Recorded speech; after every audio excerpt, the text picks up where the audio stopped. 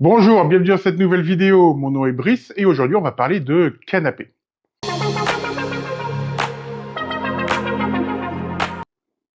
Juste avant de démarrer, si vous aimez mon contenu, si vous voulez me soutenir, n'hésitez pas à liker, à commenter, à partager, à vous abonner. C'est vraiment très important pour moi.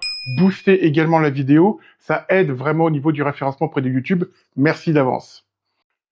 Alors choisir un canapé aujourd'hui, c'est vraiment compliqué. Il y a énormément de choix, énormément de modèles qui se ressemblent plus ou moins tous. Donc comment s'y retrouver? Dans cette vidéo, je vais vous aider à faire la différence entre les différents modèles. On va les classer par gamme de prix, puis par type de design, car on va voir qu'il y a des grandes familles de design de canapés. Pour pouvoir les comparer beaucoup plus facilement, j'ai pris uniquement en référence les tailles 3 places, ce qui permettra d'avoir une base en termes de dimension et en termes de prix. Pour chacun des modèles, je vais vous donner des avantages et des inconvénients. Comme ça, vous allez avoir l'ensemble des informations à votre disposition, ce qui permettra de vous aiguiller le mieux possible dans votre choix. C'est parti, bonne vidéo. IKEA a renouvelé sa gamme de canapés entrée de gamme et c'est plutôt une bonne nouvelle.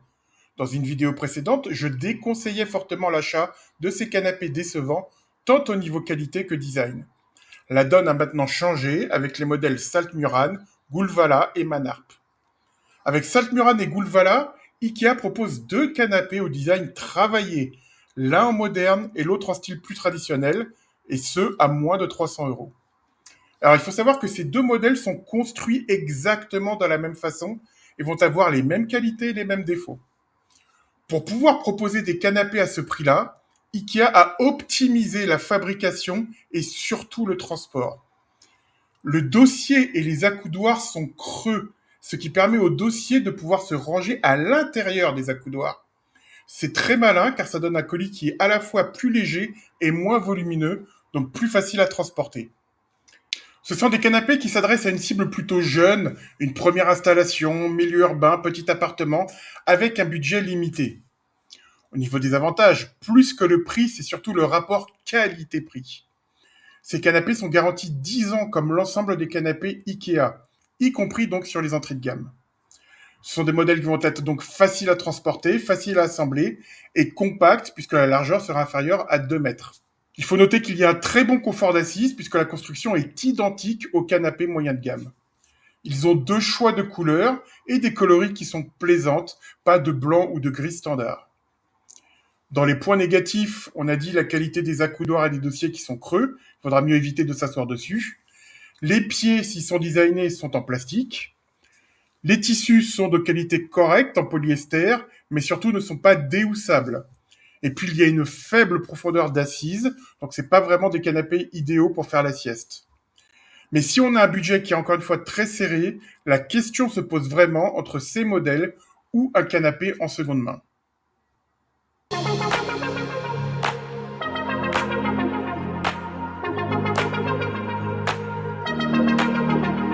Manarp, c'est le segment haut de l'entrée de gamme. Ce canapé se distingue par son dossier très haut et ses grands coussins très moelleux. Son point fort, c'est son confort. Les épaules et la nuque sont bien soutenues et on s'y enfonce avec plaisir. Dans les points positifs, donc évidemment le dossier haut et ce grand confort, le rembourrage généreux tout autour des accoudoirs, les housses sont amovibles, lavables et vendues séparément avec 3 coloris disponibles. On peut même personnaliser les pieds, métal ou être massif, et il y en a une option méridienne si on veut.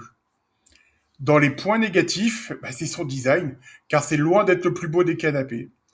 Mais pour tous ceux qui veulent passer une soirée à se prélasser et regarder des séries devant la télévision, Manarp, c'est une très bonne option.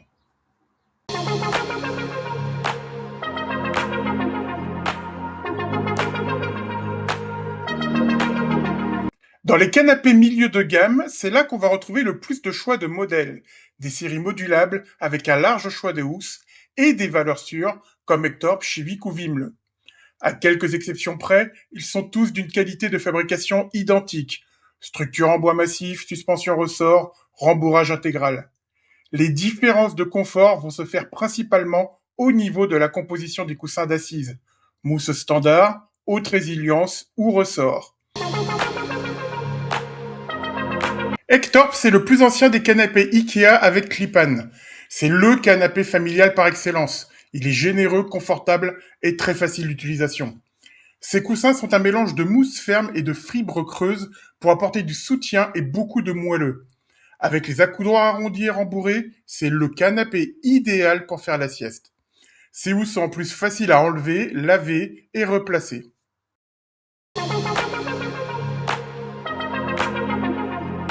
Avec Ecolma, on passe à une version plus mature.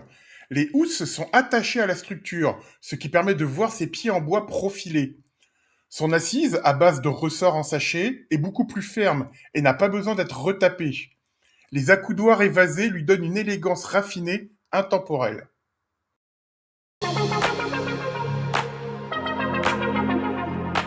Ultarp revient à un style traditionnel classique mais modernisé. Il reprend le coussin d'assise de Ecolma avec ressort et mousse à haute résilience et le coussin de dossier de Hectorp avec le moelleux des fibres de polyester. Une meilleure tenue, un confort optimum et un design plus contemporain que Hectorp.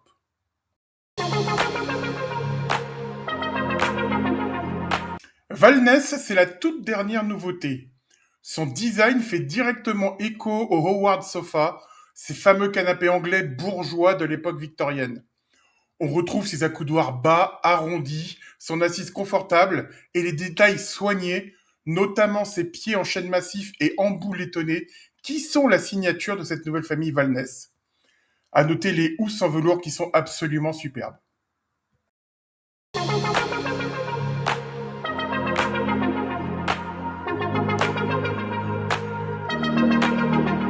Saltsjöbaden, c'est la nouvelle génération des canapés scandinaves Ikea, hérités du style mid-century moderne. Il a un design minimaliste certes, mais très confortable avec son assise à base de ressort. C'est un canapé qui est compact et qui conviendra aux petits espaces. Avec sa modularité et son large choix de housses, c'est l'un des meilleurs rapports qualité-prix de cette catégorie.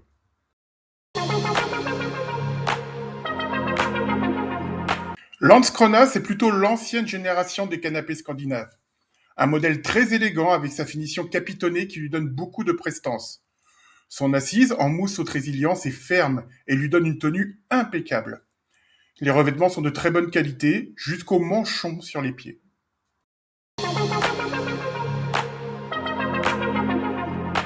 C'est toute l'élégance et la finesse du design danois des années 50 qui est repris ici avec Smedstop. Les courbes sont finement travaillées, ses lignes sont fines et le canapé reste très compact et aérien pour les petits salons. Les pieds sont en chêne massif et les revêtements fixes ne plissent pas.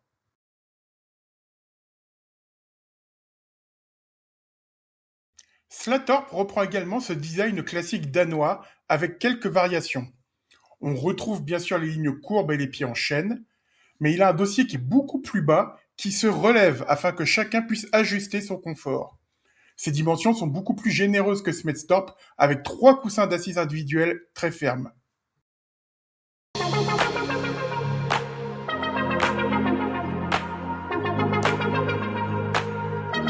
Chivik est le canapé phare des canapés dits monoblocs. Ce sont des canapés au design imposant, aux lignes très carrées, minimalistes, dans la mouvance néo-moderniste des années 2010. Chivik mise sur le confort avec une assise profonde, un dossier haut et des coussins avec une assise souple à base de ressorts. Ces accoudoirs sont suffisamment larges pour qu'on puisse s'y asseoir.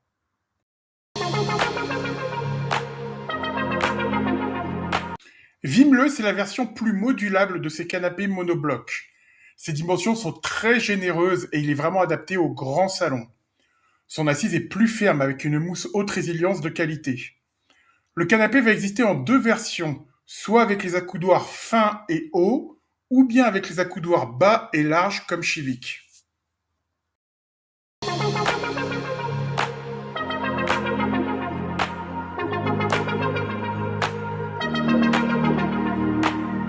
Söderhamn, c'est le canapé au design le plus ambitieux, proche des canapés italiens contemporains.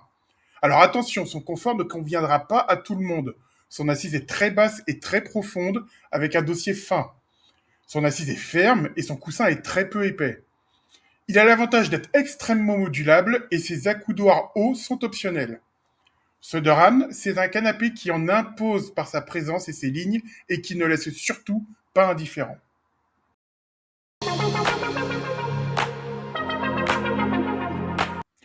Lily M est un canapé atypique. C'est un canapé qui est très modulable et qui fonctionne mieux en combinaison d'angles qu'en version 2 ou 3 places fixes. C'est plus une banquette rembourrée qu'un canapé, car il n'a pas de coussin d'assises à proprement parler. Et les accoudoirs rembourrés servent également de dossier et sont donc à 90 degrés. Donc c'est un canapé qui est assez étonnant, étrangement conçu, plus pensé pour faire des salons d'accueil que des intérieurs privés.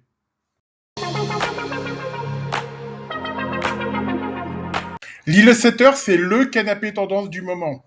C'est un canapé au style rétro-futuriste, très 70s et pop, avec ses formes tout en arrondi et son tissu chenillé. Son assise est plutôt ferme, c'est un canapé dit lounge pour passer des soirées à discuter, plutôt que de s'y allonger pour y faire la sieste. Alors attention à ce type de canapé qui risque de passer de mode très rapidement.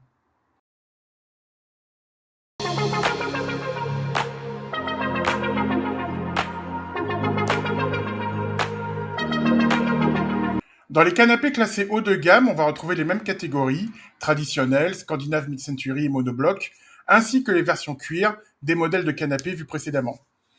La différence principale entre les modèles haut de gamme et ceux classés moyen de gamme va résider non pas sur la qualité des matériaux, mais sur la quantité des matériaux utilisés, notamment au niveau des accoudoirs et des dossiers qui vont être profilés afin d'être remplis de mousse haute densité, ce qui va apporter beaucoup plus de moelleux et de confort. Les coussins d'assises vont être également plus épais, avec pour la plupart une base ressort pour le maintien et une couche de mousse haute résilience ainsi que de mousse standard pour avoir plus de fermeté et de confort. À l'arrivée, on va avoir des canapés faciles à vivre et durables. Viscafort, c'est un canapé au style anglais. Ces fameux canapés Chesterfield du 19e, très célèbres encore aujourd'hui. On reconnaît son assise profonde, son dossier arrondi et ses accoudoirs de même hauteur. Les pieds en bouleau massif sont parfaitement travaillés pour apporter du caractère. C'est un très beau canapé avec beaucoup de prestance qui donne un style très fort au salon.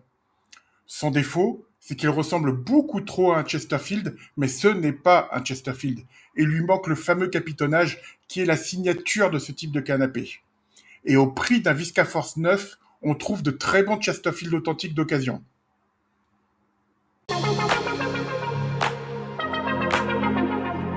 Roulé Room est un tout nouveau canapé avec système de relax intégré. Il cible les personnes qui cherchent vraiment un certain type de confort. Ce canapé intègre deux systèmes de relax électriques, ce qui permet d'incliner le canapé vers l'arrière et d'allonger des repose-pieds pour pouvoir se prélasser complètement. C'est parfait pour les personnes qui veulent reposer leurs jambes. Le problème de ce canapé, c'est le design, car il est toujours très vilain sur ce genre de canapé, et puis également le choix du revêtement avec un faux cuir de mauvaise qualité. Et puis également penser à l'encombrement, car c'est un canapé qui ne peut pas être placé contre un mur.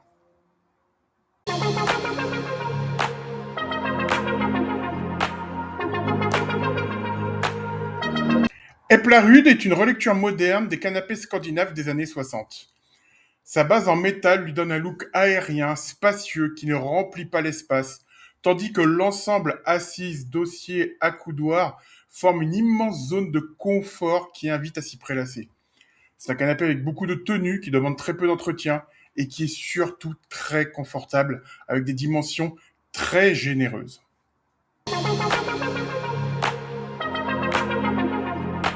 Hypocras, c'est du confort et de la générosité maximale. C'est le plus grand de tous les canapés proposés avec plus de 2,50 m de large et 1 m de profondeur. Il est si confortable qu'on peut facilement y faire un couchage d'appoint sans problème. Entre sa modularité, le choix des housses, des pieds, la qualité des composants, c'est le canapé le plus complet de toute cette sélection.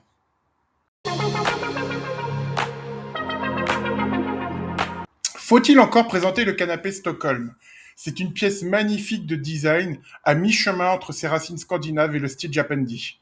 Matériau noble avec une base en pin massif, une assise en ressort et latex, une housse en lin.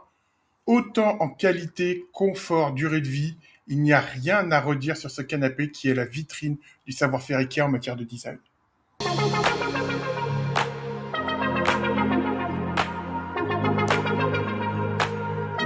Yetebo est un canapé au design très 70s. Malgré son dossier très bas, c'est un canapé qui est massif et imposant. Ceci est dû au fait que chaque module contient un coffre de rangement, ce qui est vraiment très pratique d'avoir du rangement sur toute la surface du canapé. C'est un canapé qui est très modulable avec une assise profonde à base de ressorts et mousse haute résilience, ce qui lui donne un très bon soutien, ainsi qu'un large choix de housses faciles à changer.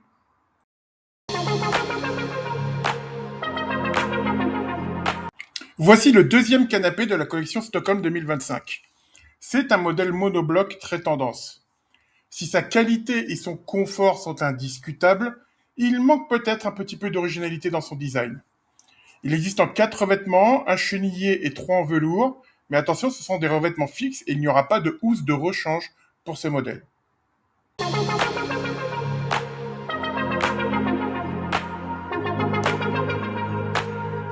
Pour les canapés cuir, ce sont tous des modèles déjà présentés. IKEA fait le choix de se concentrer sur des cuirs de qualité moyenne, à la fois pour des raisons économiques, mais aussi pour des raisons d'entretien et de durée de vie.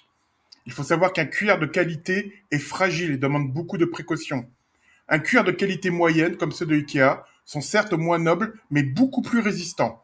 Ce qu'on perd en épaisseur de peau est compensé par un vernis protecteur beaucoup plus important. À noter que seules les parties de contact, assises, dossier et accoudoir, sont en cuir véritable. Toutes les autres parties sont en simili-cuir.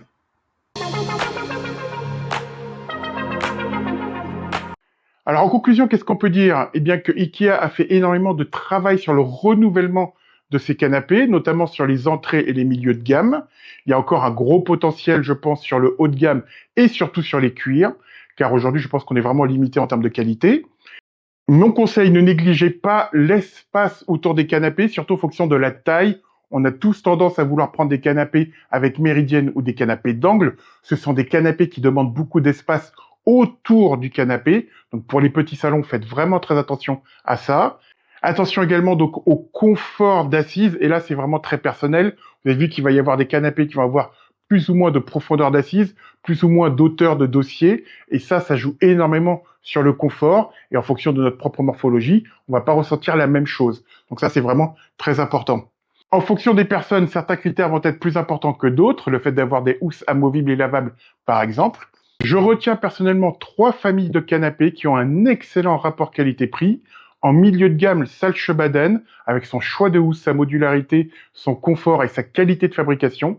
À ce prix-là, c'est vraiment un excellent produit. La dernière nouveauté qui sort maintenant, Valness, en style plus traditionnel, qui est également d'excellente facture et qui a un design très intéressant pour ceux qui aiment le style traditionnel. Et puis dans le haut de gamme, Upokra. Donc là, c'est un canapé qui demande énormément de place pour les grands salons, mais en termes de confort et de qualité de fabrication, c'est imparable.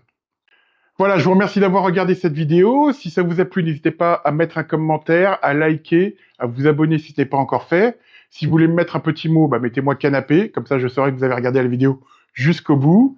Je vous souhaite un excellent week-end, une très bonne semaine. On se donne rendez-vous vendredi prochain pour la présentation des nouveautés du mois de juillet. D'ici là, passez une excellente semaine et portez-vous bien. Bye bye.